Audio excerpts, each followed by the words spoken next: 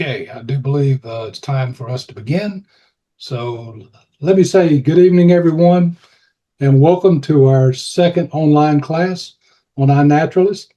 We're delighted to have you with us. Before we begin, I'd like to mention a few housekeeping items. This session is being presented in webinar format, so participant audio and video controls are turned off. If you have a question during the presentation, please enter them in the chat and we'll save time at the end to answer as many questions as possible. The class is scheduled to last about an hour. So now let's turn to tonight's topic. iNaturalist is one of the world's leading free apps for identifying, sharing of observations of wild plants, animals, and fungi with more than 4 million users worldwide in 2026.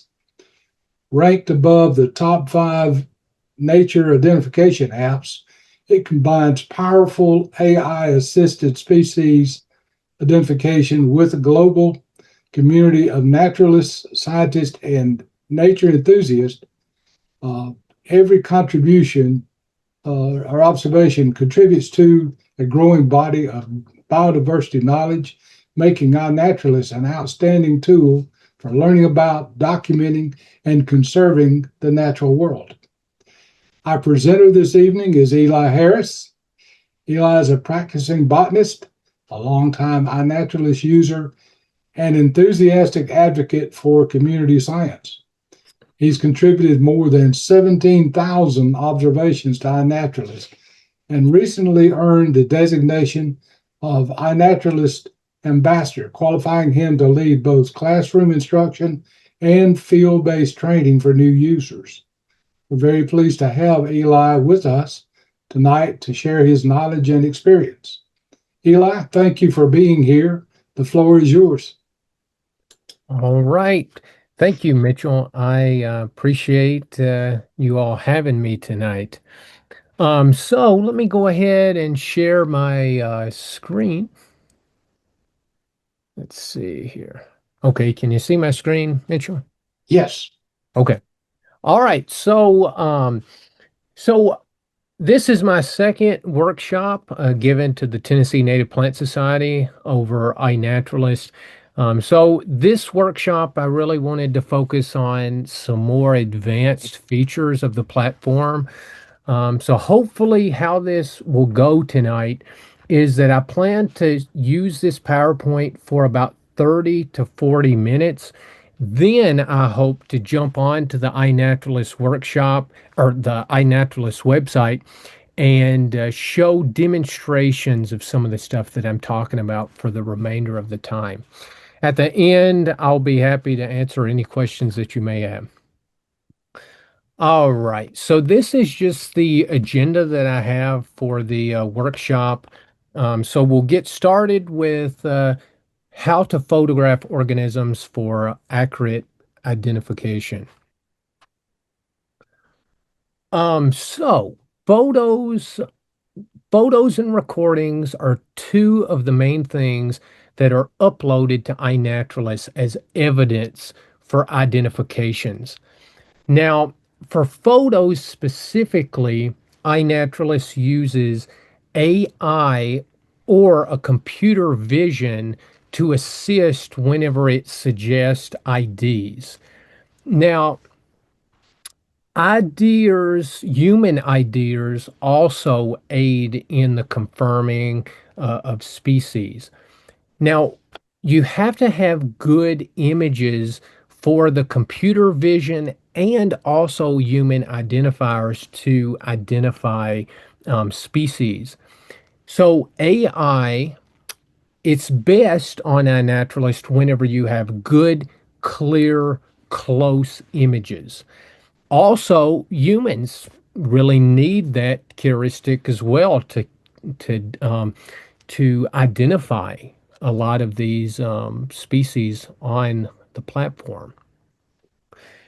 Now, a lot of times when you have these photos that are uploaded to iNaturalist that would be considered poor, and whenever I mean poor, these photos are essentially the organism is too far away or it's blurry, most often those observations always stay at needs ID. They're never identified and they never really reach research grade.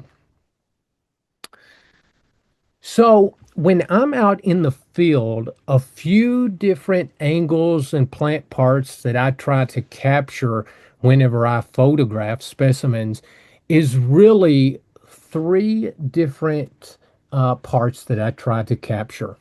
I try to capture pictures of the leaves, especially the top side and the undersides of of the leaves, and also the arrangement. Is the leaves alternate or opposite? Flowers, that's an important part. If a plant has reproductive parts, such as flowers, fruits, seeds, those always need to be photographed and included in an observation. Now, some shrubs and trees, you can distinguish a species based on bark. For an example, maybe American sycamore, but that is something I try to also capture. If you wanted, you could capture photos that shows the whole entire plant, maybe the habit or the habitat that it's growing in. Those would be useful for an observation. One thing that I try to do for my images on iNaturalist is try to include a scale reference. So I'm bad. I don't usually carry coins or rulers, but I use my hand as a scale reference when photographing plants most of the time. For the groups Poaceae and the Cyperaceae, so that would be the grasses and sedges, I always try to either get like the palea and lemma of a grass or maybe the perigenium or the achene of a sedge and maybe put that in the palm of my hand and then photograph it. And whenever you do that, it separates that structure from the environment and it really is useful, especially when you have human identifiers that come and confirm your observations. So that's a really important thing to do when photographing species. So when you photograph these specimens and species, I think the biggest thing that I want to push tonight is to use your hand and put your hand behind the specimen to isolate it from the environment. That essentially helps your camera focus and it does separate that plant from the environment, which makes identifying so much easier. The AI, it really does well whenever you isolate the species from the environment, and it also benefits human identifiers as well. Now, I understand that most people don't lug a big prestige camera around whenever they're botanizing. So iPhone and Android cameras, they work really good for the most part. I know on an iPhone, when you're on the camera, you can click and hold a focus point. And sometimes that works, sometimes it doesn't. But usually you can get really close with phone cameras to focus. One thing that I have found when photographing species is that the lens of the camera mostly is always dirty, especially on my camera. So what I'll usually do is I'll just get my shirt or maybe a microfiber cloth and clean the cameras off before you start photographing, and your images do turn out way better, I believe. So when I'm on iNaturalist identifying, one of the biggest mistakes that I see is that somebody will upload an observation and they'll include maybe 10 different photographs, but all 10 photographs are of different species. So on iNaturalist, you want to make sure that you have one species per observation. So you can add 10 plus photos to an observation, just make sure that it's of the same species. I have to comment a lot on observations to get people to split those to make them correct. Another mistake that I see is that people take photos too far away. So instead of having the diagnostic features up close, they're too far away. And even if you zoom on the picture, they're distorted and really you can't tell what they are. And that plays into maybe blurry and out of focus photographs. I'm guilty of the next point, only photographing flowers. Um, I'm bad about that. A lot of times I'll just photograph the flowers and really not worry about the leaves. But that's one thing I've tried to get better at over time. So those are the most common mistakes that I do and what I see on the platform. So I know that you all cannot say anything because the mics. But looking at these photos, I just wanted to maybe show some examples of good and bad observations. So you can see the photo on the right. This individual has used their hand to isolate that species from the environment. That's one of the techniques that I always push and recommend to people that they use. The photograph on the left, you can see that it's taken of a tree canopy, but really, if you zoom up on that picture, the leaves are distorted. You really can't tell, is it a oak? Is it a hickory? It's hard to tell. And with this photograph on the left as well, it's hard to tell. Are they wanting you to identify the tree on the right, the tree on the left, or do they want the ivy that's growing on the tree? So the specific species is not well defined. So the photo on the left, I would say, would be not a good observation.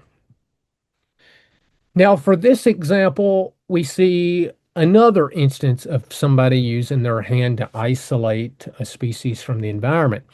That would be a good observation, but we could see that this sedge, we could have had pictures of the distinguishing characteristics, maybe the perigenium or the achene in the person's hand. That would made it better.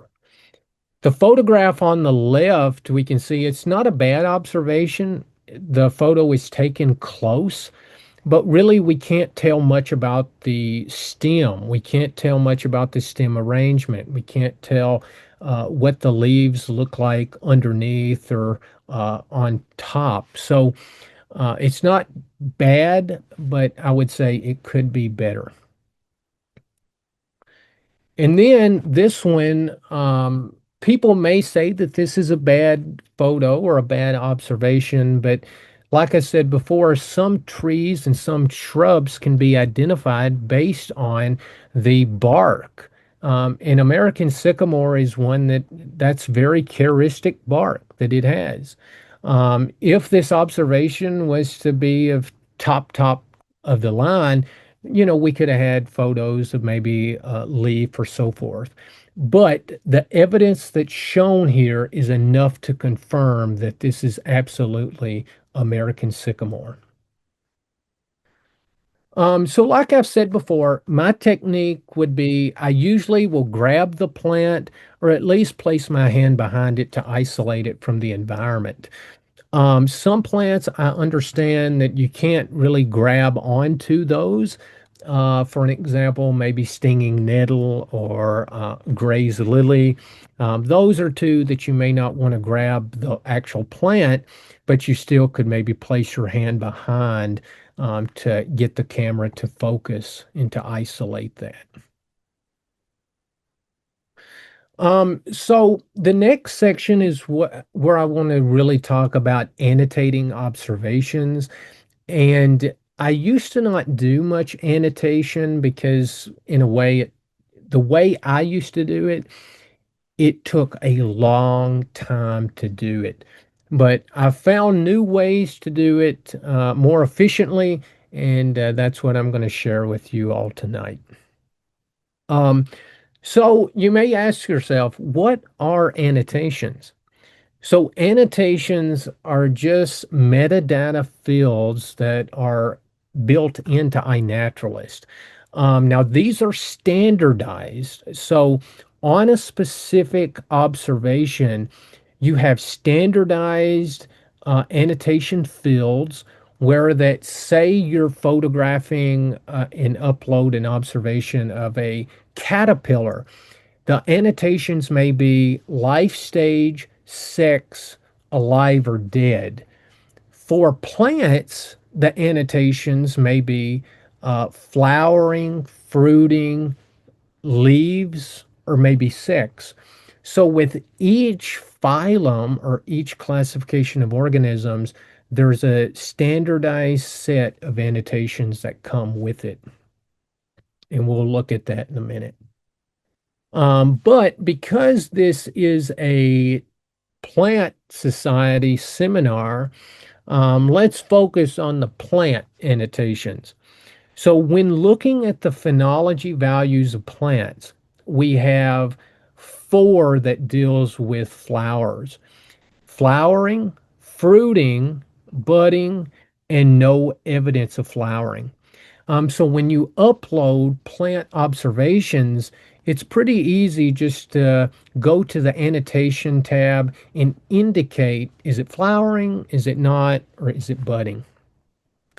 These annotations are really important because they help to, you know, track seasonal bloom times, climate data.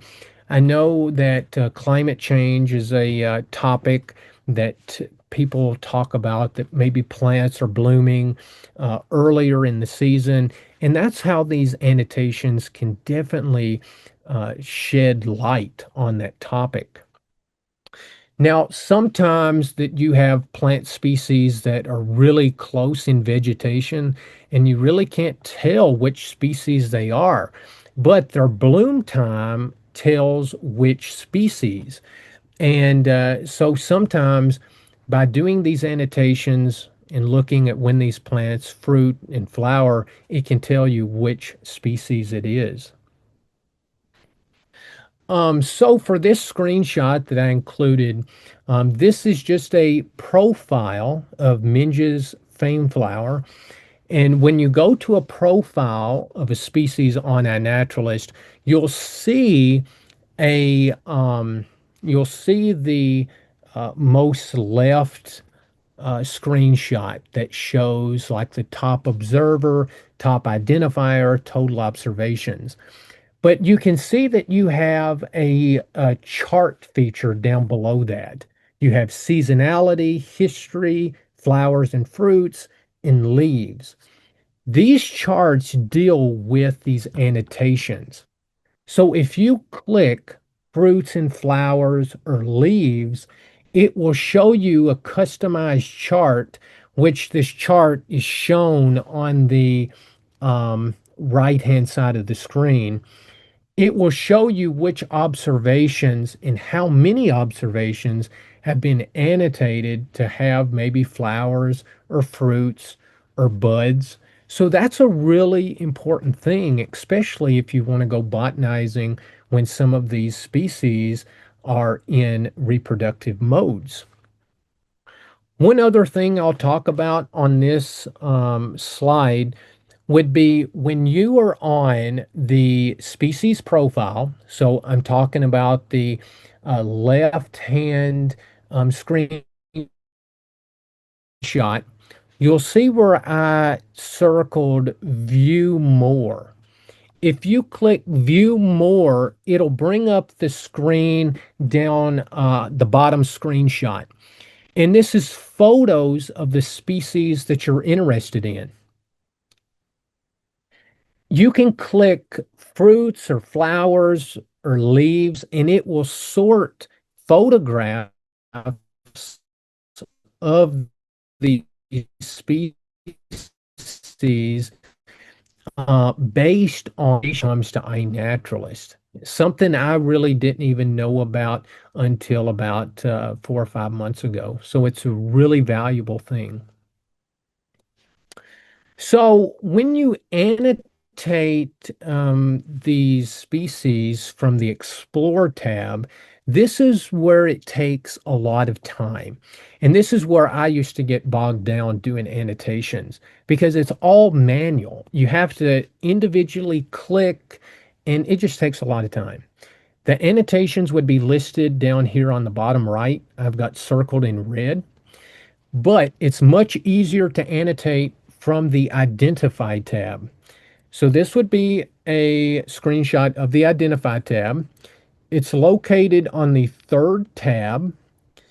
And the thing about the Identify tab is you can use keyboard shortcuts to do your your identifying and annotations.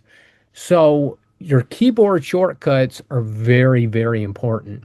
And I'll go over the shortcuts just in a minute.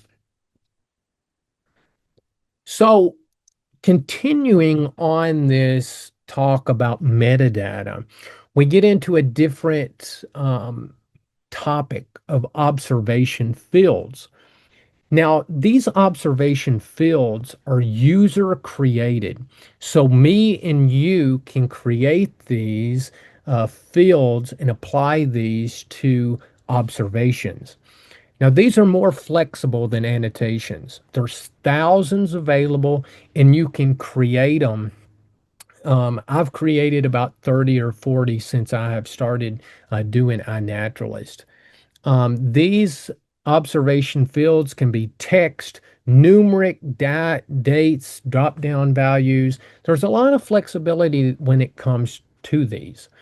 Examples of this would be habitat, host plant, number of individuals, voucher specimen collected, voucher number. So most of the time, the best uses for these is when you're doing project specific data collection. So that's when you're doing like a floristic inventory, or if you're collecting voucher specimens for the herbarium. It's really good to use these because you can record more data than allowed in the annotations. You can create your own, and I was going to include a link for this, but I forgot. So I'll say it and then it'll be recorded in this. So if you want to create your own observation fields, you want to go to Google and just type in how to create observation fields in iNaturalist, and it'll show you exactly how to do it. And it's very easy to do. So when it comes to metadata in iNaturalist, you need to annotate observations as you upload. Anymore, I try to do this as I upload, but sometimes I forget. I've wanted to go back and annotate all of my observations, but because I have over 17,000, that would take me a very long time. For plants, try to use the phenology annotations if you can, because it can really benefit the scientific community. Um, when you annotate, just make sure that you're not guessing on certain things. Just annotate what you can confirm. And if you're motivated and if you have time, try to annotate some other people's observations. It really helps out a lot. So moving on to data quality assessment. So in iNaturalist, every observation has a data quality assessment pane. This is where that it tells what is missing or what is included in an observation. But before I get into that specifically, iNaturalist has three different grades of observations. Casual would mean that it's missing some type of data. This could mean that it's missing a specific date. it's missing a specific location, it doesn't have a photo, doesn't have a recording, or it could just mean that it's cultivated. I'm going to take a drink of water right quick. Then the second grade would be needs ID. This is where that you have the required data, but essentially it's lacking community agreement. So nobody's agreeing with the ID. Research grade would have two people agree on species ID. All research grade observations feed into GBIF, which would be the Global Biodiversity Information Facility. In that website, for any people that's doing research or doing science or anything like that, this website is so good to go and download data, biodiversity data. And you can find herbarium specimens, and you can find, iNaturalist observations and data on there as well. CERNAC is another website that you can find herbarium data on. So both of these are really important if you're trying to find data for research projects. Let's see. Okay. So to play on the research grade um, before, a photo or an observation must have the following to be research grade. It has to have a photo or sound recording, so it has to have that media. It's got to have an accurate date of observation with a accurate location. And it cannot be a captive or cultivated organism. So if you go out and take pictures of tulips in your mother's flower bed, that's going to be a captive or cultivated organism. So that would put it back to casual grade. And then you at least need two identifiers to agree on the ID.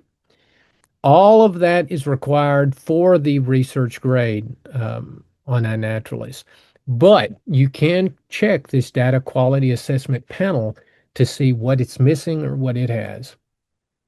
And right here is a screenshot of the data quality pane on the Identify tab. So really the only thing keeping this butterfly milkweed from being needs ID is that it does not have an ID supported by two or more people. Once that would be satisfied, then we would have the community taxon that would be satisfied down here. One thing I will say, these check marks that's beside of each one of these are important.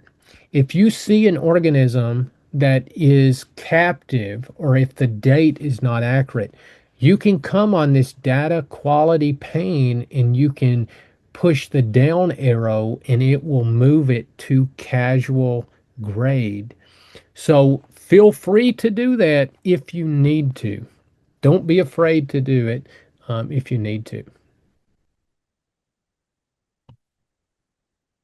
All right. So, a couple ways that you can improve your observations to get them towards research grade. You want to include multiple photos showing those diagnostic features, like I said before. One thing that is really important is that when you upload observations to iNaturalist, you want to make sure that your location accuracy is tight as possible. When you upload, it will say a coordinate like 36 point something and then -85. Then at the end, it will show the accuracy. Sometimes the accuracy is hundreds, then sometimes it's three or four. Always try to keep your accuracy pretty small. That allows it to go in certain projects.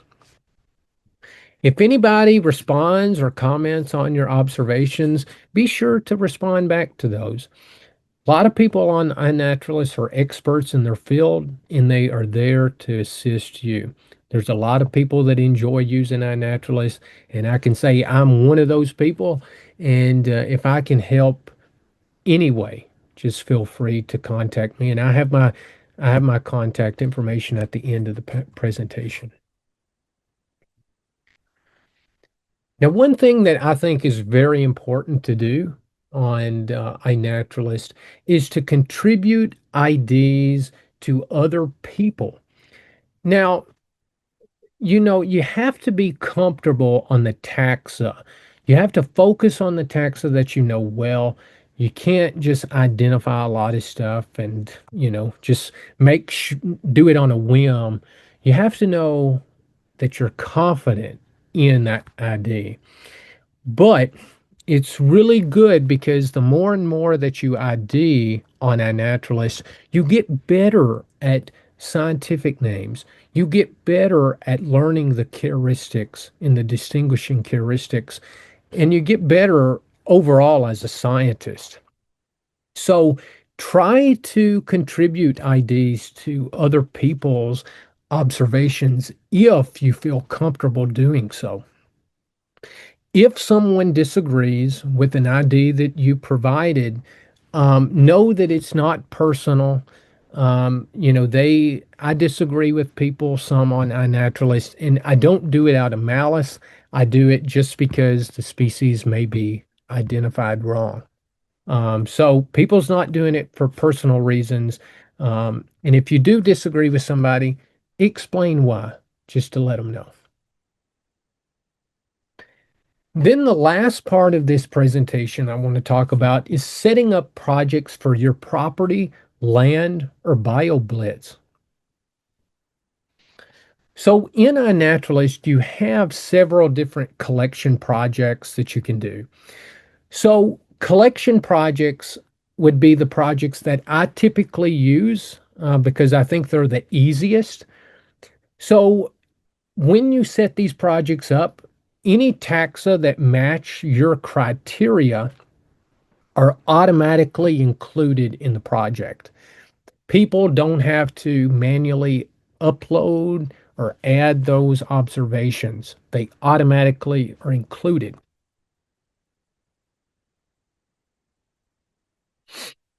Sorry, I got a little dry. So in these projects, you can filter by location, taxon, date, user, and quality grade. No action is required from observers. Their observations are automatically included.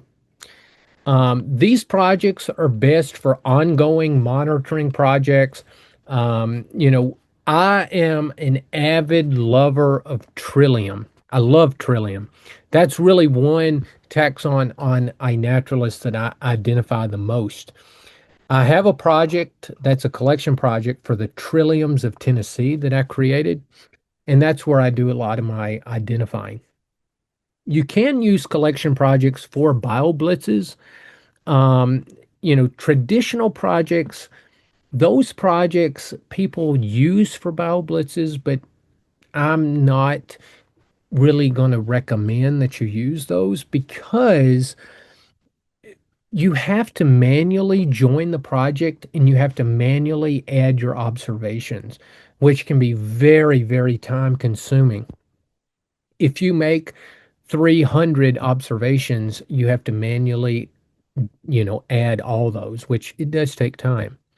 But traditional projects do allow for structured surveys. So if you're doing certain research projects, it can allow for that. So this I'm not going to go through because I'm going to show this in the demonstration that I plan to do at the end. But I've listed it here where that this meeting will be recorded, and then you can go back if you need to set up a project for your property. So BioBlitz events, if you've never been a part of BioBlitzes, they're very, very fun, and I definitely recommend doing them. So before the event, you want to create a project with a date. You want to define the geographical area clearly.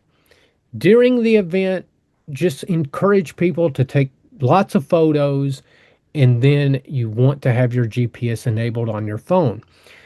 I always have my GPS enabled on my phone, and I never use the iNaturalist app during a BioBlitz because it uses too much power. After the event, that's where that I go and review and identify observations, upload all of my observations. Once the data has been looked at and confirmed, you can export the results and you can get that to land managers and participants. So it's very good to do BioBlitzes. One thing really quick that I will say, um, if you're interested, you can apply to be a curator or an ambassador on iNaturalist. Curators assist with many different things. I'm a curator, but I usually update conservation statuses on there. You do have to meet certain requirements to apply to be a curator, but I've included the link if you're interested in that. Recently, iNaturalist started an ambassador program. So ambassadors, they represent and promote iNaturalist. You have to follow a certain code of conduct and guidelines in all the activities that you hold. But one of the requirements of serving as an ambassador is that you have to hold a bio blitz or workshops for fellow community members twice a year, and you have to attend ambassador webinars. I have included a link for this if you are interested. Both of these are great opportunities to further serve in community science. The last couple things I'll say before I get on the website is identify mode is what I've talked about a lot. It's a great place to ID and annotate. But if you click the filters button, you can sort and filter observations based on what you want. So that's a really important thing. And I encourage you just to play around with it. And, iNaturalist has a lot of features that, it's hard to go over everything in an hour. Now, here is where I talked about the shortcuts. Shortcuts have made such a difference in identifying and my iNaturalist work. So to use the iNaturalist shortcuts, you would push Shift question mark, and that would show the shortcuts on the left-hand side of the screen. Or if you don't use shift question mark, when you're on the identify mode, you can click the keyboard feature that's down in the bottom left of the screenshot in the middle, and that will show the shortcuts. This is not the entire list of shortcuts.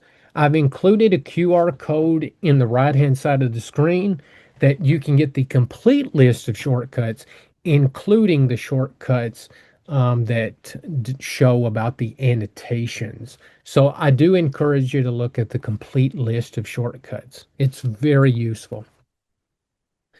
And then the last thing I'll talk about is list. List is one thing that you can maintain your taxa list, you can create life list, target list, and you do access this feature from your profile or dashboard. So you can see in the two places that I have put a red box, that's where that you would access your list. And then this would be the screenshot of my list. And to create a list, you would just push the blue button list, and then you could create target list, bucket list. It's really a good feature to use. Now I want to do just a short demonstration where that I'm going to show you how to create a project using a KML file. So with that, I'm going to go to iNaturalist really quick. Okay, so whenever you log on to iNaturalist, you'll probably get your profile. You can come here and click Projects. And then on the right-hand side of the screen, you'll see projects that you admin. You can click the blue button to start a new project, and it's going to give you a couple options. We can create a collection project, an umbrella project, or a traditional project. For this demonstration, I'm just going to do a collection project. So for this, I want to do plants of Dogwood Park in Cookville. So that's required. You have to give a project a name. You can give a project a picture as the icon or banner, but it's not required. You do have to give a project summary, but for this purpose, I'm just going to copy and paste the title. And then this is where that we make our choices. For this, I want to include only plants. And then I want to include Dogwood Park in Cookville. Okay, so you can see that we have a Dogwood Park in Virginia, Texas, California, and North Carolina. We don't have a Dogwood Park for Cookville. That's because this park has not been designated as a place in iNaturalist. So what we would do, we would go to Google My Maps and we would create a new map. So once you get to Google My Maps, you would look on the map to find the place of interest that you want to do a project. So here would be Dogwood Park, and I have to create a polygon. So with that, I'm going to use the draw a line feature and do add line or shape. And I would just trace this park. Okay. Let me do that real quick. Okay. So now we have our polygon made of Dogwood Park. Next, you would come up here to the blue dots or the three little dots, and you would click Export Data, and you would want that to be a KML or a KMZ. Next, it will give you an option to export as KML or KMZ. You want to export this as KML, being that it's what iNaturalist needs, and you would download. So I'm going to put this download on my desktop, and let's see. I'm going to go back to iNaturalist. So you'll have to make a new tab for this part. So you'll go to the More tab and see where it says Places. You would click Places and then add a new place. So right here. And then we would name this Dogwood Park. Dogwood Park, Cookville. Let's see. Okay. Then the parent, it would be in North America. We would choose the file. So that would be the KML. So we have that uploaded. Then we have to choose the place. What is this place? So we would choose, it's an open space. And then we would save it. And let's see if this is going to work. Okay. So now we can see that Dogwood Park in Cookville is an actual place. So now we would go back to our tab where that we were creating our project, and we would type in Dogwood Park, and we should see Cookville. So right here we see it. So we select that. And if I wanted to include only my observations, I could type in my username. Well, let's see. I could type in my username, but for this purpose, I probably don't have any. So I'm not going to do that. Usually everything else, I keep it like it is. I will say if you wanted to do a bio blitz, you would have to change date observed to an exact date. But being that this is just a collection project, I'm just going to leave it the way it is. And then I'm going to click done. And it takes a minute for it to populate um, because it's got to import all the observations. Um, but this is a way that you can create projects for your own property in parks in places where you may live. And as these observations are added through time, they will automatically show in this project.